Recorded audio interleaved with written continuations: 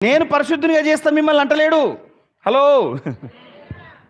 నేను పరిశుద్ధంగా ఉన్నాను, నువ్వు పరిశుద్ధంగా ఉండు ఉండు అంటున్నాడు. నిన్ను ఉండుమంటున్నాడంటే అర్థం ఏంటిది?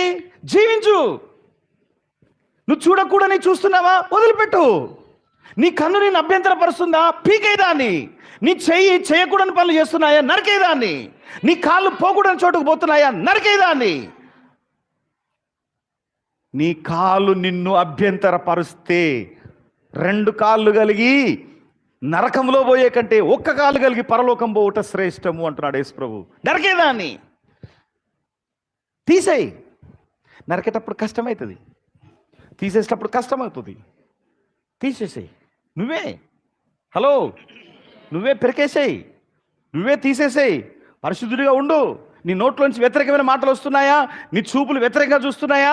నీ ఆలోచనలు వ్యతిరేకంగా ఉన్నాయా? నీ లోపల ఇంకా